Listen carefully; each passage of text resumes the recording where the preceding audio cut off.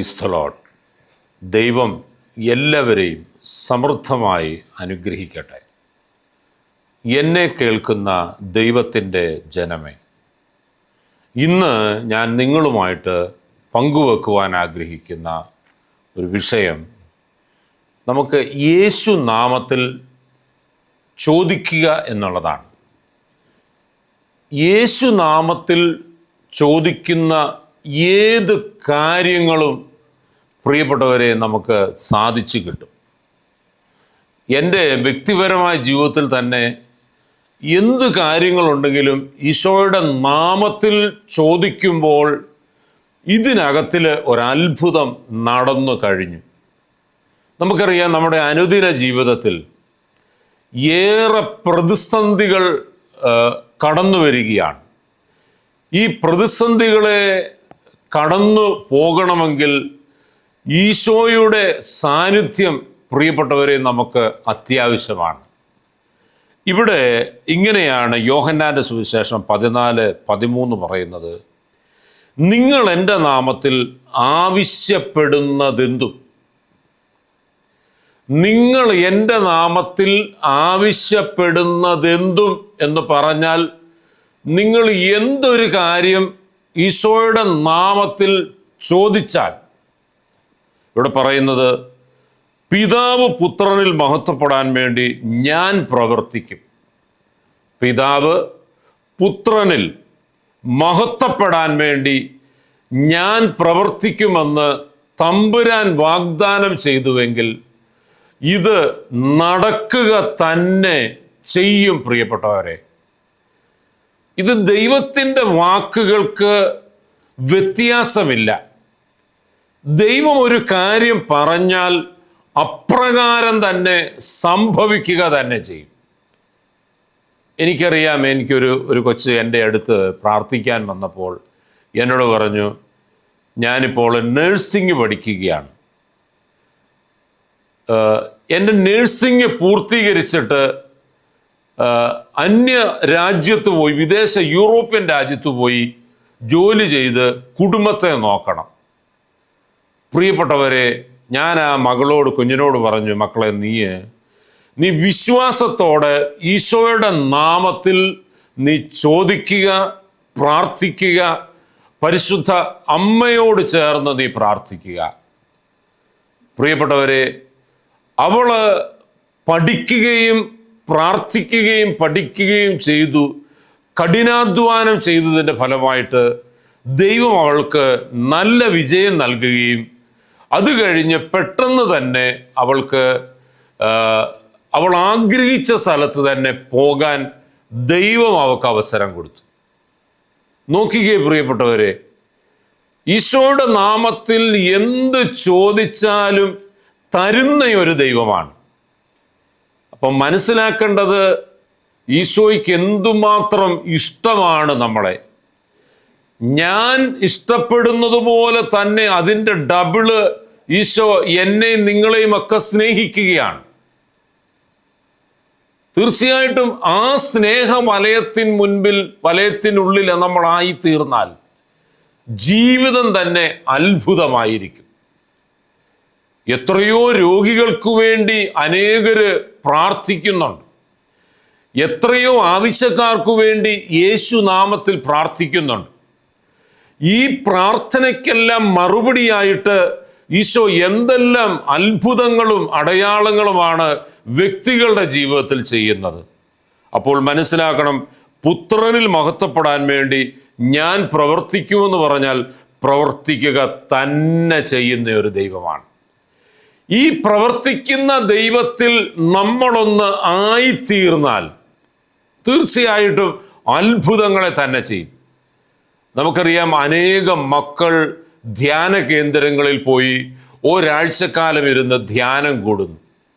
ദൈവവചനത്തിൻ്റെ മുൻപിൽ ആയിരിക്കുമ്പോൾ തന്നെ ദൈവവചനം കേട്ട്, അതായത് തന്നെ സമർപ്പിച്ച് പഴയ മനുഷ്യനെ ഉരിഞ്ഞു മാറ്റി പുതിയ മനുഷ്യനായ ക്രിസ്തുവിനെ സ്വീകരിച്ച് ആ ഒരാഴ്ചത്തെ ധ്യാനം കഴിഞ്ഞ് തിരിച്ചു വരുമ്പോൾ ആ വ്യക്തിയുടെ ജീവിതം തന്നെ മാറ്റിമറിക്കപ്പെടുന്നത് പ്രിയപ്പെട്ടവരെ നമ്മൾ അനേകരെ കാണുന്നതാണ്.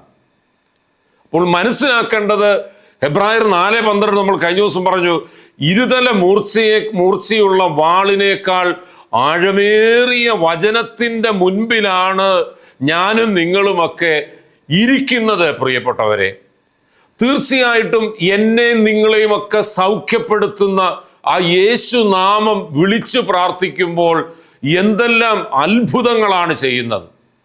2025 വർഷങ്ങൾക്ക് മുന്നമേ ഈശോ ജീവിച്ചിരിക്കുമ്പോൾ തന്നെ മരിച്ചവരെ ഉയർപ്പിച്ചു.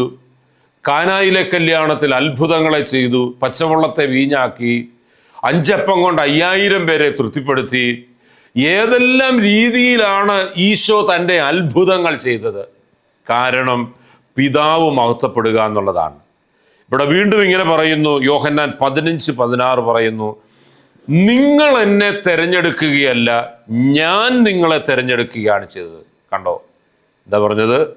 നിങ്ങൾ എന്നെ തിരഞ്ഞെടുക്കുകയല്ല, കാരണം ഞാനാണ് നിങ്ങളെ തിരഞ്ഞെടുത്തത്. ഇതിന് പറയുകയാണ്, നിങ്ങൾ പോയി ഫലം പുറപ്പെടുവിക്കുന്നവനും. ആര് പോയി ഫലം പുറപ്പെടുവിക്കാനാ?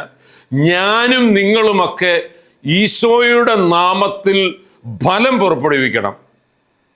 ഈ ഫലം പുറപ്പെടുവിച്ചെങ്കിൽ മാത്രമേ അടുത്ത കാര്യങ്ങൾ ഈശോയ്ക്ക് നമ്മളെ ഏൽപ്പിക്കാൻ പറ്റുകയുള്ളൂ.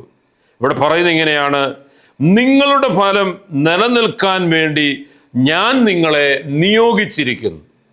കണ്ടോ, പ്രേക്ഷിത ശുശ്രൂഷയ്ക്കായി ദൈവം തമ്പുരാൻ തെരഞ്ഞെടുത്തു എങ്കിൽ, നമ്മളെ അയക്കുന്നിടത്ത് പോയി ഈശോയെ കൊടുക്കുന്നു എങ്കിൽ, ഈശോയുടെ നാമത്തിൽ നമ്മൾ സംസാരിക്കുന്നുവെങ്കിൽ, കേൾക്കുന്ന വ്യക്തിയുടെ ജീവിതം എന്തൊരു ദൈവാനുഭവമായിരിക്കും പ്രിയപ്പെട്ടവരെ. ഞാൻ ഓർക്കുന്നത് ഇങ്ങനെയാണ്, കുറേ നാൾ മുന്നേ കേരളത്തിൻ്റെ വെളിയിലൊരു സ്ഥലത്ത് ഈശോയുടെ വചനം പറയാൻ പോയി.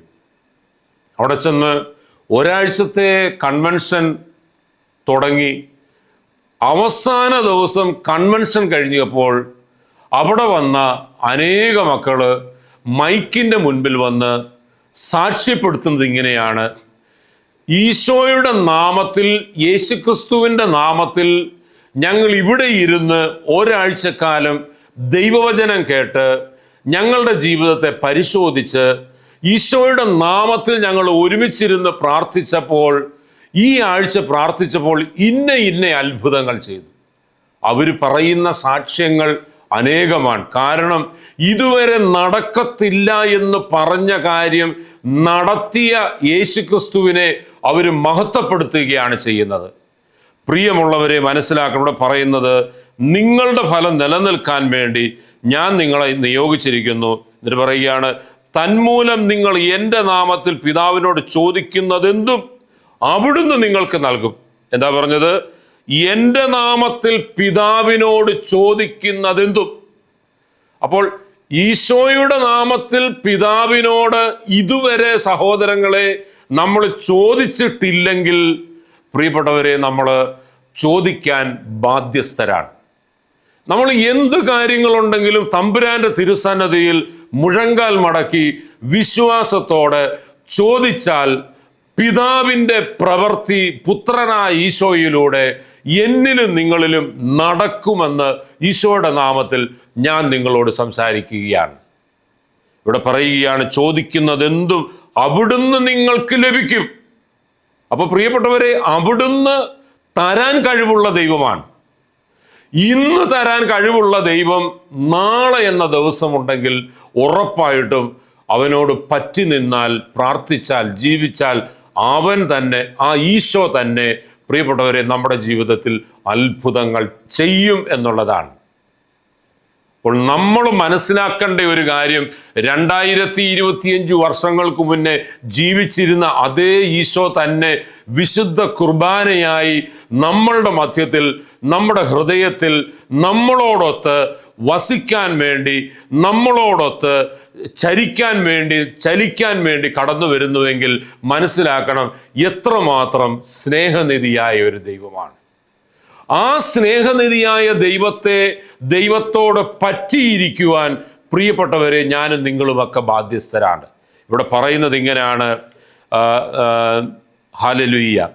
ഇവിടെ വീണ്ടും ഇങ്ങനെയാണ് പറയുന്നത്, യോഹന്നാന്റെ സുവിശേഷം 15:7 പറയുന്നത്, നിങ്ങൾ എന്നിൽ വസിക്കുകയും, ആരാണ്? ഞാനും നിങ്ങളുമൊക്കെ അവനിൽ വസിക്കുകയും, എന്താ പറയുകയാണ്? എൻ്റെ വാക്ക് നിങ്ങളിൽ നിലനിൽക്കുകയും. ആരുടെ വാക്കാണ്? ഈശോയുടെ വാക്ക് നിങ്ങളിൽ നിലനിൽക്കണം. നിങ്ങളിൽ നിലനിൽക്കണമെങ്കിൽ എൻ്റെയും നിങ്ങളുടെയും ഹൃദയമാകുന്ന വയല് അത്രമാത്രം വിശുദ്ധീകരിച്ച് ആ വാക്കുകൾ ഹൃദയസ്ഥമാക്കാൻ വേണ്ടി പ്രിയപ്പെട്ടവരെ നമ്മൾ ആഗ്രഹിച്ചൊരുങ്ങണം.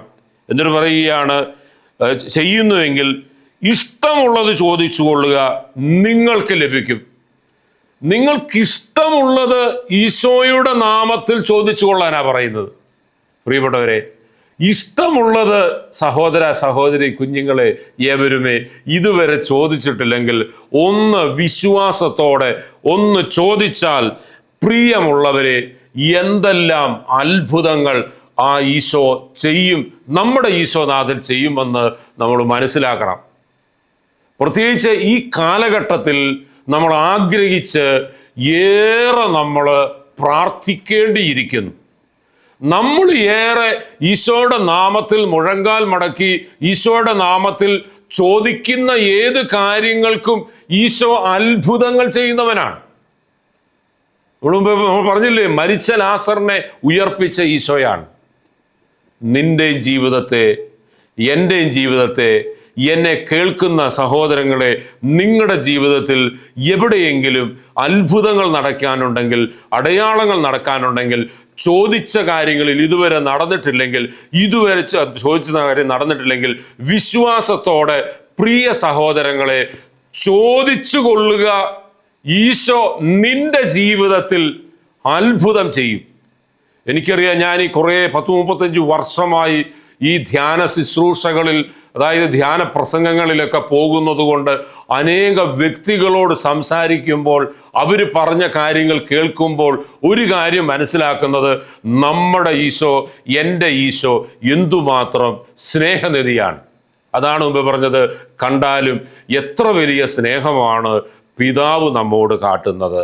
പ്രിയപ്പെട്ടവരെ, സുഭാഷിതങ്ങളുടെ പുസ്തകം 18:10 പറയുന്നു, കർത്താവിൻ്റെ നാമം ബലിഷ്ഠമായ ഒരു ഗോപുരമാണ്, നീതിമാൻ അതിൽ ഓടിക്കയറി സുരക്ഷിതനായി കഴിയുന്നു. നീതിമാൻ, അത് പരിശോധിക്കുക പ്രിയപ്പെട്ടവരെ.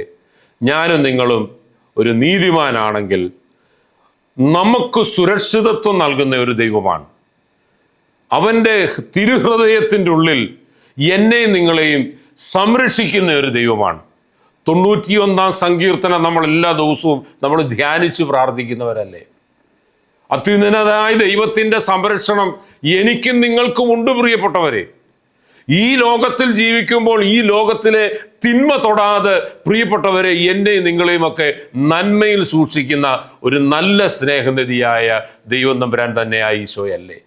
ആ ഈശോയുടെ നാമത്തിൽ നമ്മളിവിടെ കേട്ടത്, നിങ്ങൾ എൻ്റെ നാമത്തിൽ ആവശ്യപ്പെടുന്നതെന്തും പിതാവ് പുത്രനിൽ മഹത്വപ്പെടാൻ വേണ്ടി ഞാൻ പ്രവർത്തിക്കുമെന്ന് പറഞ്ഞുവെങ്കിൽ, എന്നെ കേൾക്കുന്ന ദൈവത്തിൻ്റെ ജനമേ, നിങ്ങൾ വിശ്വസിക്കുക, പ്രാർത്ഥിക്കുക. നാളെയല്ല, അടുത്ത മിനിറ്റ് പ്രിയപ്പെട്ട സഹോദര സഹോദരി ഏവരുമേ, ഉറപ്പായിട്ടും ഈശോ നിന്റെ ജീവിതത്തിൽ ഇടപെട്ട് കഴിഞ്ഞു എന്ന് വിശ്വസിക്കുക, പ്രാർത്ഥിക്കുക. അപ്പോൾ നമ്മളിവിടെ പറഞ്ഞത്, യേശുക്രിസ്തുവിൻ്റെ നാമത്തിൽ ചോദിച്ചു കൊള്ളുക, ഈശോ നിന്റെ ജീവിതത്തിൽ ഇടപെടും എന്ന് ഞാൻ പറഞ്ഞു. അങ്ങനെയെങ്കിൽ നമ്മൾ വീണ്ടും ഇങ്ങനെയാണ് കേൾക്കുന്നത്, കർത്താവ് നിന്റെ ആഗ്രഹം സാധിച്ചു തരും. പ്രിയപ്പെട്ട സഹോദരങ്ങളെ, നമുക്ക് ഒത്തിരി ആഗ്രഹങ്ങളില്ലേ? നമ്മൾ എത്ര നാളുകൾ കൊണ്ട് നമ്മൾ കർത്താവിനോട് പറയുക, ഈശോയെ എനിക്ക് ഇന്ന ആഗ്രഹങ്ങളുണ്ട്, അത് സാധിച്ചു തരണം. നടക്കാതെ വരുമ്പോൾ നമ്മുടെ കാഴ്ചപ്പാട് എങ്ങനെയാണ്, അത് നമ്മൾ തിരിച്ചറിയണം. ഞാനൊരു ധ്യാനത്തിൽ ഞാൻ ഇങ്ങനെ പ്രസംഗിച്ചപ്പോൾ പറഞ്ഞു, പ്രിയപ്പെട്ട സഹോദരങ്ങളെ, നിങ്ങൾ ഈ ഒരാഴ്ചക്കാലം ദൈവ തിരുസന്നിധിയിൽ ദൈവവചനം കേൾക്കുമ്പോൾ നിങ്ങളെ തന്നെ ഒന്ന് പരിശോധിച്ചറിയണം. നിന്റെ ജീവിതത്തിൽ എങ്ങനെയാണ് ഈശോ ഇടപെടുന്നത്? കാരണം കർത്താവ് സ്നേഹനിധിയാണ്. ഇവിടെ പറയുകയാണ്, സങ്കീർത്തനം 20:4 പറയുന്നു, അവിടുന്ന് നിന്റെ ഹൃദയ അഭിലാഷം സാധിച്ചു തരട്ടെ. എന്നിട്ട് പറയുകയാണ്, അവിടുന്ന് നിന്റെ ഉദ്യമങ്ങൾ സഫലമാകട്ടെ. ഇത് സഫലമാകണമെങ്കിൽ ആ ഈശോയെ നമ്മൾ എന്ത് ചെയ്യണം? നമ്മുടെ ഈശോയെ സ്നേഹിക്കണം. ഈശോയോടൊത്ത് നമ്മളായിരിക്കണം. നമ്മുടെ അനുദിന ജീവിതത്തിൽ നമ്മുടെ കുറവുകളുണ്ടെങ്കിൽ കണ്ടുപിടിച്ച് പരിശുദ്ധ കുമ്പസാരത്തിൽ പാപങ്ങൾ ഏറ്റുപറഞ്ഞ് ഉപേക്ഷിക്കണം. പാപങ്ങൾ ഉപേക്ഷിക്കാതെ അയോഗ്യതയോടുകൂടെ കർത്താവിൻ്റെ തിരുശരീര രക്തങ്ങൾ ഭക്ഷിക്കരുത്. 1 കൊരിന്ത്യർ 11 പറയുന്നു, തന്മൂലം ആരെങ്കിലും അയോഗ്യതയോടെ കർത്താവിൻ്റെ തിരുശരീര രക്തങ്ങൾ ഭക്ഷിച്ചാൽ അവൻ കർത്താവിൻ്റെ തിരുശരീരത്തിനും തിരുരക്തത്തിനും എതിരായിട്ടാണ് തെറ്റ് ചെയ്യുന്നത്. പ്രിയപ്പെട്ടവരെ, നമ്മൾ കണ്ടുപിടിക്കണം. ഇവിടെ പറയുന്നത് ഇങ്ങനെയാണ്, അവിടുന്ന് നിന്റെ ഹൃദയാഭിലാഷം സാധിച്ചു തരട്ടെ, അവിടുന്ന് നിന്റെ ഉദ്യമങ്ങൾ സഫലമാക്കട്ടെ എന്ന് പറഞ്ഞാൽ സഫലമാക്കുന്ന ഒരു ദൈവമാണ്. വീണ്ടും ഇങ്ങനെ പറഞ്ഞു, ജോബിന്റെ പുസ്തകം 22:28 പറയുന്നു, നീ തീരുമാനിക്കുന്ന കാര്യം നിനക്ക് സാധിച്ചു കിട്ടും. കാരണം എന്നാണെന്നറിയാമോ?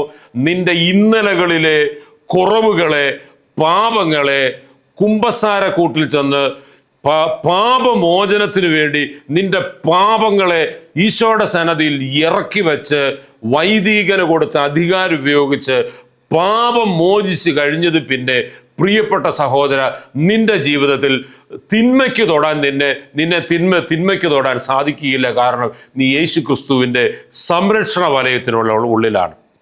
ഈ യേശുക്രിസ്തുവിൻ്റെ സംരക്ഷണ വലയത്തിനുള്ളിലുള്ള നിന്റെ ആഗ്രഹങ്ങളെ സാധിച്ചു തരാൻ വേണ്ടി നീ ചോദിക്കുന്ന കാര്യങ്ങളിൽ ദൈവം ഇടപെടും. പ്രിയപ്പെട്ട സഹോദരങ്ങളെ, അതുപോലെ പറയുകയാണ്, നിന്റെ പാതകൾ പ്രകാശിതമാകും. ഈശോ പറഞ്ഞു, ഞാൻ തന്നെ വഴിയും സത്യവും ജീവനുമാണ്. അപ്പോൾ ഈശോ പറയുന്ന വാക്കുകൾ, ഈശോ പറഞ്ഞ കാര്യങ്ങൾക്ക് അനുസരിച്ച് നമ്മൾ മുൻപോട്ട് സ്റ്റെപ്പ് വെച്ചാൽ, പ്രിയപ്പെട്ടവരെ, എന്ത് കാര്യം ചോദിച്ചാലും നമ്മൾ ചോദിക്കുന്നതിന് മുന്നമേ അവൻ അത്ഭുതങ്ങളെ ചെയ്യുന്നവനാണ്. നമ്മൾ മനസ്സിലാക്കണം, അത്രമാത്രം സ്നേഹനിധിയായ ഒരു കർത്താവാണ്. ഇവിടെ വീണ്ടും സങ്കീർത്തനം 145:19 പറയുന്നു, തൻ്റെ ഭക്തന്മാരുടെ ആഗ്രഹം അവിടുന്ന് സഫലമാക്കുന്നു. കണ്ടോ? തൻ്റെ ഭക്തന്മാരുടെ ആഗ്രഹം അവിടുന്ന് സഫലമാക്കുന്നു. അവിടുന്ന് അവരുടെ നിലവിളി കേട്ട് അവരെ രക്ഷിക്കുന്നു. അപ്പോൾ നിലവിളിക്കുന്നവൻ്റെ നിലവിളിയുടെ മുൻപിൽ നിൽക്കുന്ന ഒരു ദൈവമാണ്. സഹോദരങ്ങളെ, നിങ്ങൾ നിലവിളിച്ചാൽ, ആയിരിക്കുന്ന സ്ഥലത്തിരുന്നു കൊണ്ട് വിശ്വാസത്തോടെ യേശുവേ എന്നൊന്ന് നിലവിളിച്ചാൽ, ആ നിലവിളിയുടെ മേൽ ഇറങ്ങി വന്ന് നിന്റെ ജീവിതത്തിലെ പ്രതിസന്ധികളെ മാറ്റി നിനക്ക് വഴി തുറന്നു തരാൻ എൻ്റെ ഈശോയ്ക്ക് സാധിക്കും. എൻ്റെ ഈശോയ്ക്ക് സാധിക്കുമെന്ന് ഉറപ്പായിട്ടാണ് പ്രിയപ്പെട്ടവരെ ഞാൻ നിങ്ങളോട് പറയുന്നത്. കാരണം അത്രമാത്രം സ്നേഹനിധിയായ ഒരു ദൈവമാണ്. ഇവിടെ ഇങ്ങനെ പറയുന്നത്, എഫേസ്യർ 3:20 പറയുന്നു, നമ്മിൽ പ്രവർത്തിക്കുന്ന ശക്തി. ആരുടെ ശക്തിയാണ്? യേശുക്രിസ്തുവിൻ്റെ ശക്തിയാണ്. ഇവിടെ പറയുകയാണ്, നാം ചോദിക്കുന്നതിലും ആഗ്രഹിക്കുന്നതിലും ഇതിന് പറയുകയാണ്, വളരെ കൂടുതൽ ചെയ്തു തരാൻ കഴിയുന്ന, വളരെ കൂടുതൽ നമ്മൾ ചോദിക്കുന്നതിനേക്കാൾ അപ്പുറമായിട്ട് ചെയ്തു തരാൻ കഴിവുള്ള ഒരു ദൈവമാണ്. എന്നിട്ട് പറയുകയാണ്, വളരെ കൂടുതൽ ചെയ്തു തരാൻ കഴിയുന്ന അവിടുത്തേക്ക് സഭയിലും യേശുക്രിസ്തുവിലും തലമുറകളോളം എന്നേക്കും മഹത്വം ഉണ്ടായിരിക്കട്ടെ. ആമേൻ എന്നാണ് ദൈവവചനം പറയുന്നത്. അപ്പോൾ പ്രിയപ്പെട്ടവരെ, ഈ നമ്മൾ ചോദിക്കുന്ന കാര്യങ്ങളിൽ ഇടപെടുന്ന ഒരു ദൈവമാണ്. എന്ത് നടക്കാത്ത കാര്യങ്ങളും നടത്തി തരുന്ന ഒരു ദൈവമാണ്. ആ ദൈവത്തെ ചേർത്ത് നിർത്തുക എന്നുള്ളതാണ്. നമ്മൾ ആ ദൈവത്തോട് ചേർന്ന് നിൽക്കുക എന്നുള്ളതാണ്. ഈശോ പറഞ്ഞു, എന്നെ കൂടാതെ നിങ്ങൾക്കൊന്നും ചെയ്യാൻ സാധിക്കുകയില്ല. നമുക്ക് ഈശോയോട് പറ്റി നിൽക്കാം. പ്രിയപ്പെട്ടവരെ, ഈശോ നിൻ്റെ ജീവിതത്തിൽ, സഹോദരങ്ങളെ, എന്നെ കേൾക്കുന്ന എൻ്റെ ഈശോയുടെ മക്കളെ, നിങ്ങളെയൊക്കെ ഈശോ അനുഗ്രഹിക്കും. ഈശോയുടെ നാമത്തിൽ ചോദിച്ചു കൊള്ളുക. വലിയ അത്ഭുതങ്ങൾ ഈശോ ചെയ്യും. ഉറപ്പായിട്ടും ദൈവം നിങ്ങളെ അനുഗ്രഹിക്കട്ടെ. ഉറപ്പായും എൻ്റെ പ്രാർത്ഥനയെ നിങ്ങളെ ഓർക്കും. God bless you.